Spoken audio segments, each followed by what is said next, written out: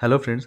Mutual fund के बारे में तो आप ज़रूर सुना होगा, शायद कोई फ्रेंड से या कोई रिलेटिव से, या टीवी में भी बहुत ऐड आता है कि म्यूचुअल फंड सही है। तो ये म्यूचुअल फंड होता क्या है, इसमें रिटर्न कितना आता है, ये सेफ़ है कि नहीं, कितना टाइप का म्यूचुअल फंड होता है, उसमें से किस में आपको इन्वेस्ट करना है, तो ये सब कुछ हम आज डिस्कस करेंगे इस वीडियो पे। बहुत सारे लोग स्टॉक में इन्वेस्ट करते हैं, तो इस स्टॉक में भी आप एसआईपी कर सकते हो या वन टाइम इन्वेस्टमेंट कर सकते हो। एसआईपी मतलब कोई पर्टिकुलर डेट में आप उसी स्टॉक में सिस्टमेटिकली कुछ अमाउंट डाल सकते हो। तो ये तो हो गया स्टॉक में इन्वेस्ट करना। म्यूचुअल फंड में क्या होता है, म्यूचुअल फंड में आपका इन्वेस्टमेंट थोड़ा डाइवर्सिफाइड हो जाता है। म्यूचुअल फंड बहुत टाइप के होता है, जैसे डेट, इक्विटी, हाइब्रिड। तो पहले तो हम इक्विटी के बारे में थोड़ा डिस्कस कर लेते हैं। तो अगर आप एक स्टॉक के अलावा बहुत सारे स्टॉक में इन्वेस्ट करना चाहते हो तो आप इक्विटी म्यूचुअल फंड को चूज़ कर सकते हो। इक्विटी म्यूचुअल फंड का भी बहुत टाइप होता है, जैसे लार्ज कैप होता है, मिड कैप होता है, स्मॉल कैप होता है, मल्टी कैप होता है, फ्लेक्सी कैप होता है। नाम से तो आप थोड़ा समझ ही सकते हो कि डिफरेंट म्यूचुअल फंड होता क्या है। जैसे लार्ज कैप म्यूचुअल फंड पे 80% पैसा उस कंपनी पे इन्वेस्टेड होता है जिसका मार्केट कैपिटल बहुत हाई है। दे स्मॉल कैप वो कंपनीज होता है जो थोड़ा छोटा होता है, एंड मिड कैप होता है ये large cap and small cap के बीच का कंपनीज। इसमें अगर आप रिस्क का कंपैरिजन करो तो लार्ज कैप में रिस्क बहुत कम होता है, मिड कैप पे रिस्क थोड़ा ज़्यादा होता है, और स्मॉल कैप में रिस्क इन तीनों में सबसे ज़्यादा होता है। मल्टी कैप म्यूचुअल फंड वो फंड्स होता है जो लार्ज, मिड एंड स्मॉल ये तीनों में थोड़ा थोड़ा करके पैसा इन्वेस्ट करता है। And flexi cap mutual fund वो होता है जो लार्ज, मिड एंड स्मॉल ये तीनों में शफल करता है। मतलब मार्केट के हिसाब से जब जिसमें इन्वेस्ट करना होता है तो उसमें वो इन्वेस्ट कर देता है। तो ये तो हुआ इक्विटी फंड्स। डेट फंड्स कौन सा होता है? डेट फंड्स वो फंड्स होता है जिसमें रिस्क बहुत कम होता है, लेकिन इसका रिटर्न भी इक्विटी फंड से थोड़ा कम होता है। इक्विटी फंड में अगर मार्केट में सब कुछ सही है तो आपका पैसा बहुत जल्दी से बढ़ेगा, लेकिन अगर मार्केट में कोई प्रॉब्लम आ गया तो आपका लॉस भी हो सकता है। लेकिन डेट में ऐसा नहीं होता है, इसमें एक फिक्स्ड रिटर्न आपको मिलेगा ही मिलेगा। हाइब्रिड फंड्स वो फंड्स होता है जो डेट एंड इक्विटी का कॉम्बिनेशन होता है। जब भी आप कोई म्यूचुअल फंड में पैसा डालते हो तो वो पैसा जाता है एएमसी के पास। एएमसी मतलब एसेट मैनेजमेंट कंपनी। ये कंपनी के पास जितना फंड आता है वो फंड को मैनेज करता है एक फंड मैनेजर, जो कि बहुत क्वालिफाइड होता है। और जो भी म्यूचुअल फंड में आप पैसा इन्वेस्ट करते हो उसका एक यूनिट प्राइस होता है, उसको हम एनएवी कहते हैं, और उसके हिसाब से आपको एक यूनिट मिलता है। म्यूचुअल फंड में इन्वेस्ट करने से पहले एक टर्म को जानना बहुत ज़रूरी होता है, और वो होता है एग्जिट लोड। हर एक म्यूचुअल फंड का एक लॉक इन पीरियड होता है। तो अगर आप उस लॉक इन पीरियड के पहले आपका म्यूचुअल फंड को विड्रॉ करना चाहते हो तो उस टाइम पे एक लोड मतलब एक पैसा आपको देना पड़ता है, और उसको कहते हैं एग्जिट लोड। और ये एग्जिट लोड वेरी करता है 0% से 4% तक। तो अभी म्यूचुअल फंड को कंपेयर करने के लिए एक स्क्रीनर पर चलते हैं। मैं यूज़ कर रहा हूँ टिका टिप, आप कोई भी स्क्रीनर यूज़ कर सकते हो। यहाँ पे आने के बाद म्यूचुअल फंड को फिल्टर करने के लिए आपके पास बहुत सारे ऑप्शंस आ जाते हैं। जैसे आप कैटेगरी के हिसाब से फिल्टर कर सकते हो, प्लान के हिसाब से कर सकते हो, AUM के हिसाब से कर सकते हो, CAGR, एक्सपेंस रेशियो, इसके हिसाब से भी कर सकते हो। तो अभी तक हमने जितना डिस्कस किए थे उसको थोड़ा देख लेते हैं। जैसे कैटेगरी में आप देख सकते हो डेट, इक्विटी, हाइब्रिड, अदर्स, ऐसे बहुत सारे ऑप्शंस हैं। अगर आप इक्विटी को चूज़ करोगे उसके अंडर में भी बहुत सारे ऑप्शंस हैं। तो अगर आप इक्विटी को डायरेक्टली चूज़ करोगे इसके अंडर में जितना ऑप्शंस है सभी सिलेक्टेड हो जाएगा। तो सपोज़ आप सिर्फ लार्ज कैप फंड को चूज़ करना चाहते हो तो आप यहाँ पे लार्ज कैप फंड को चूज़ कर सकते हो, और राइट साइड में पूरा लार्ज कैप फंड का जितना भी म्यूचुअल फंड्स है वो आ जाएगा। यहाँ पे आप बहुत सारे डिटेल्स देख सकते हो, जैसे AUM मतलब एसेट अंडर मैनेजमेंट, मतलब कितना पैसा ये म्यूचुअल फंड यहाँ पे मैनेज कर रहा है।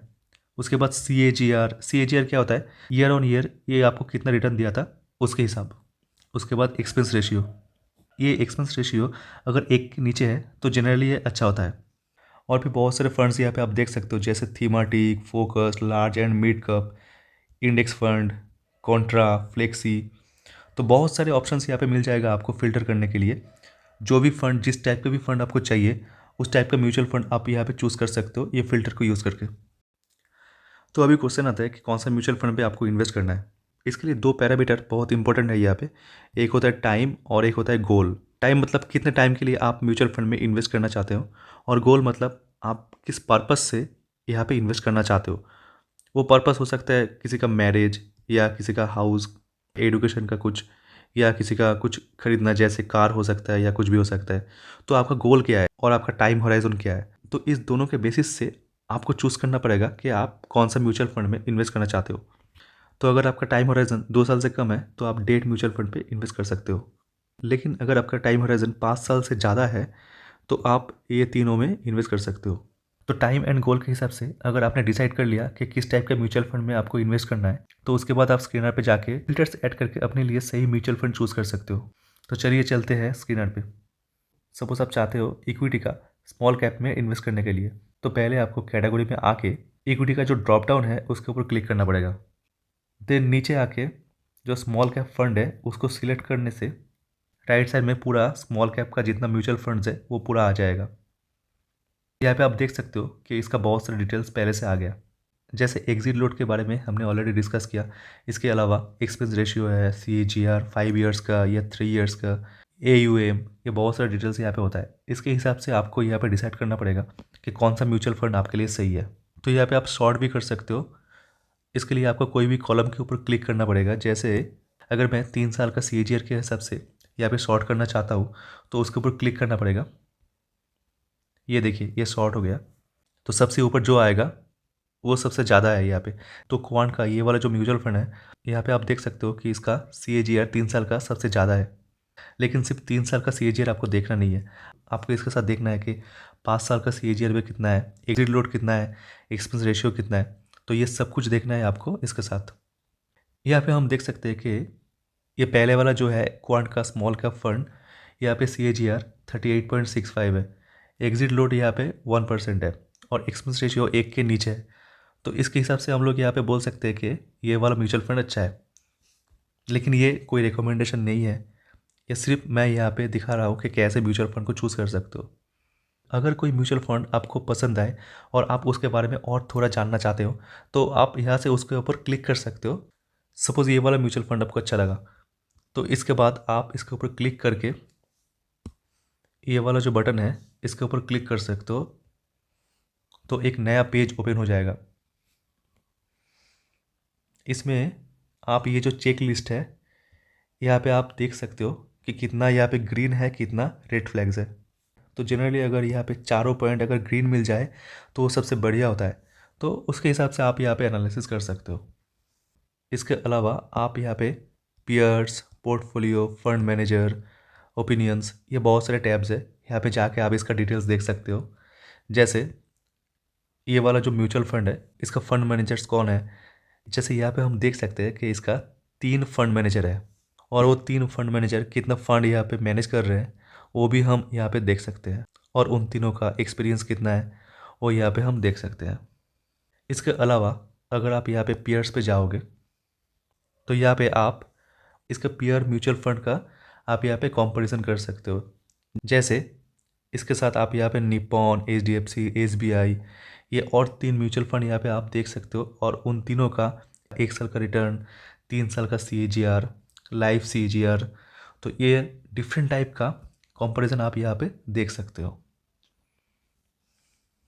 नेक्स्ट क्वेश्चन आता है कि आपको लमसम करना है या SIP करना है।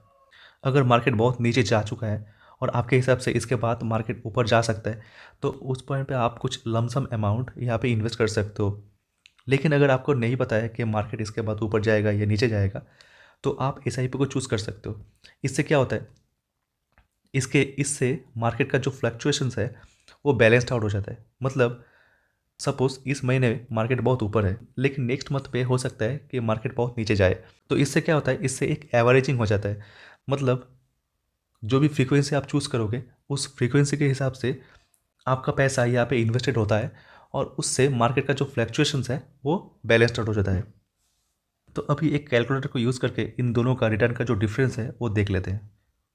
इसके लिए मैं यूज़ कर रहा हूँ ग्रो का SIP कैलकुलेटर।